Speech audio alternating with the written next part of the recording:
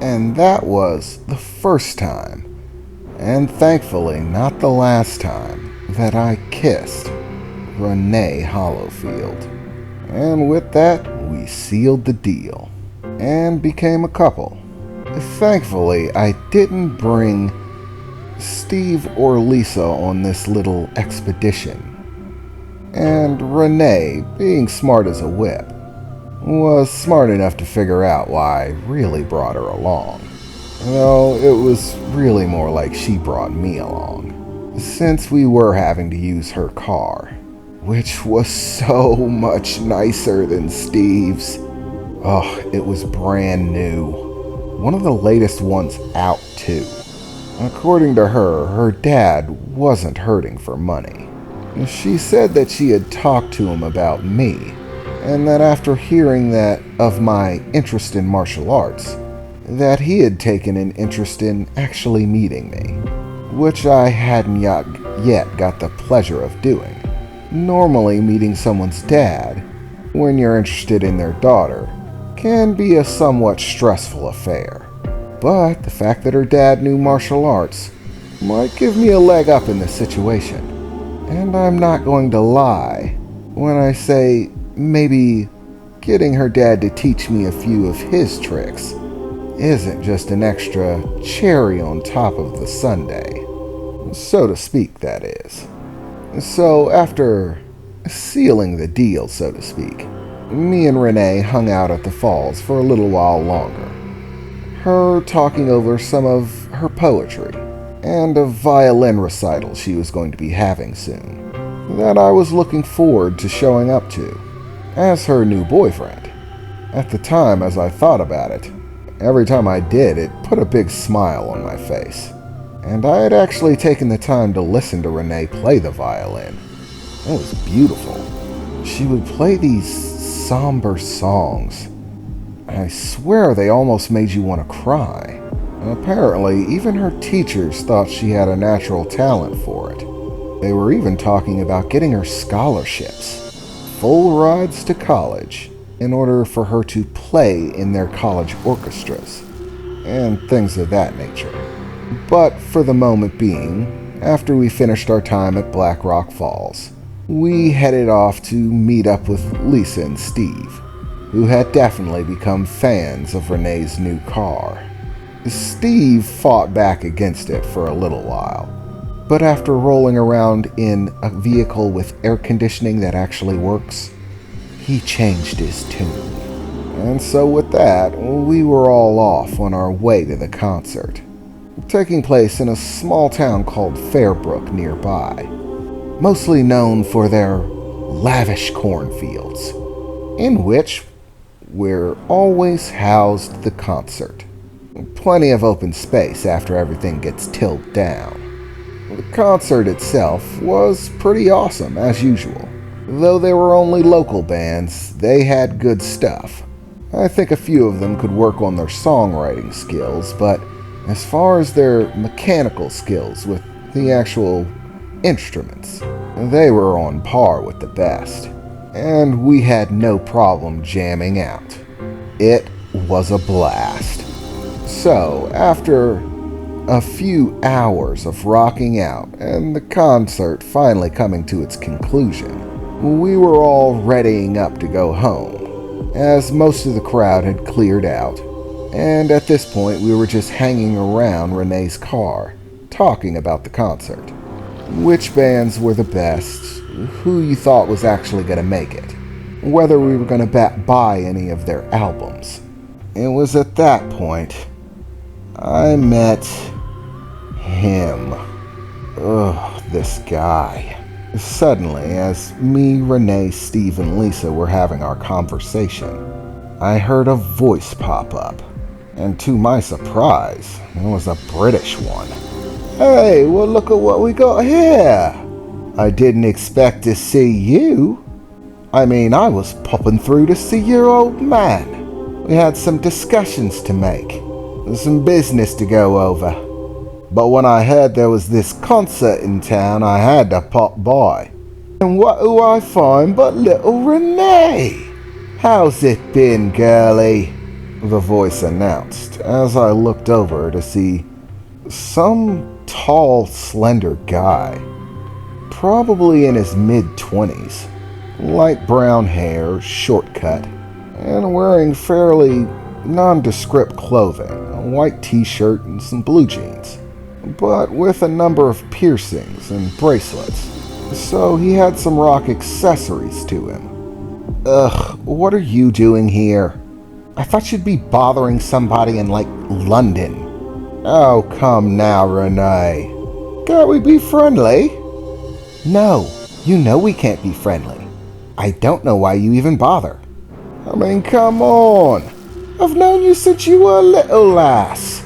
You could at least say hi. Hi, Brooklyn. Oh, and by the way, bye, Brooklyn. Well, that's not very courteous. But I suppose your dad isn't really a fan of me. Ever since we had that scuffle way back when, he's been, well, let's call it sore.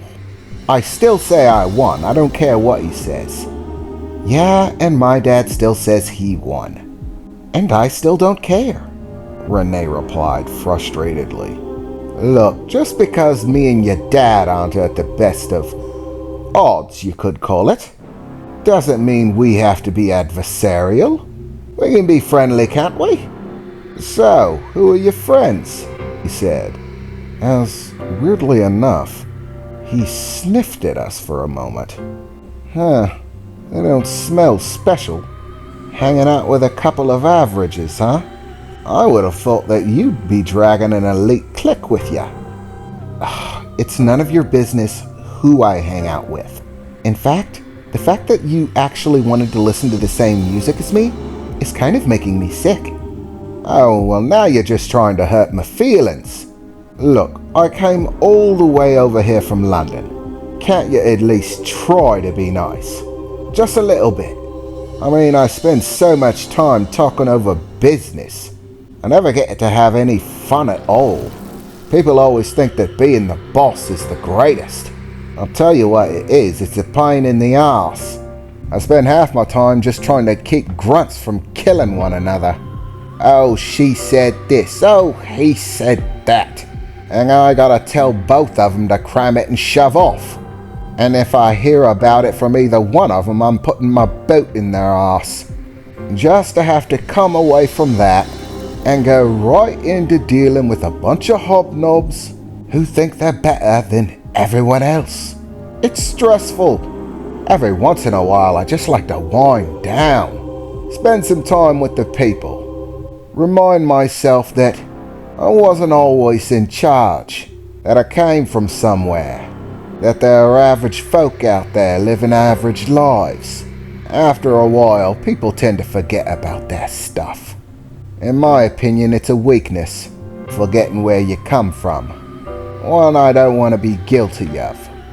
But what am I saying? I'm taking up all your time. So, Renee, who are your little friends? Maybe they'll be a little bit more courteous than you. At least they like good music, right? Hey, I said. My name's Victor. Victor Barron. That's Steve and that's Lisa. We're Renee's friends, I said, looking curiously at him. If you don't mind me asking, how exactly is it that you're friends with her dad?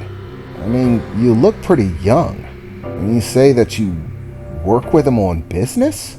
A lot of accomplishment for such a young guy. What, did you start working when you were 10? Oh, don't worry about it. Victor, was it? It's a pleasure to meet you. Name's Brooklyn. Brooklyn Scott. But most of my friends just call me Brooke. And I don't see any reason that you can't be added amongst them. So just call me Brooke. Beat it, Brooklyn, Renee shouted out, jumping off of the car as she had been seated there. Taking a few steps towards Brooklyn, I guess his name is, and looking very unpleased. Look, I don't know what you think you're doing, but these are my friends. You just go ahead and keep to your own. This is my dad's business territory.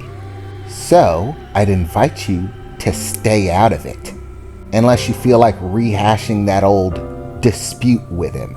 Oh, don't get smarmy, Monet. You're still young.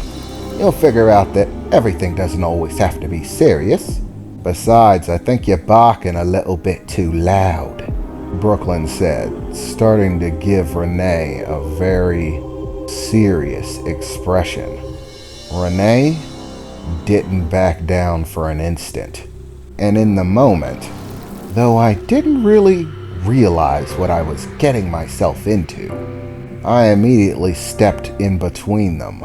Okay, how about we all chill the hell down, I said, stepping in between them, and giving Brooklyn Scott a serious glare. Look, buddy, I don't have anything against you personally, and if you're business associates with her dad, that's all fine and good. But for whatever the reason being, Renee doesn't like you. And quite frankly, I don't like the look you were just giving her. Quite frankly, I'm a little concerned about you being able to beat her martial arts expert dad in a fight, or at least match him, but worried about it or not, if you don't correct the way that you're addressing her, or go mind your own business somewhere else, then I think I'm the one you're going to be having problems with. And for a moment, Brooklyn looked at me with a very curious expression, as if he was simply astonished that I actually bothered to step in, and then began to laugh outright, pacing a few steps back, laughing so hard it looked like he might collapse.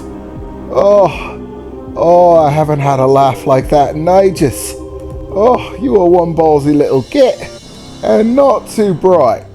Sorry to tell you, mate, but I don't think you could really handle me. But since everybody feels like being so argumentative, I suppose I'll just be on my way, he said as he turned around and started walking the other direction, before stopping in his tracks for a moment to look over his shoulder. Oh, and one more thing. Victor Barron, was it? I'm gonna tell you something. The only reason you're still standing is because of a few different things. One, because I'm not trying to cause trouble with the girl here or dad. That would just be bad. Two, I like to think that I have a measure of control over myself, that I don't just snap at everything.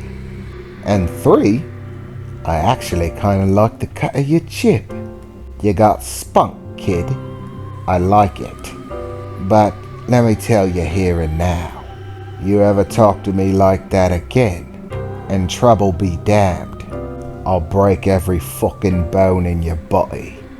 But hopefully it never comes to that. You kids have a lovely day, he said as he began pacing off in the opposite direction. Damn it, that guy is cocky. I mean, seriously, who the hell does he think he is?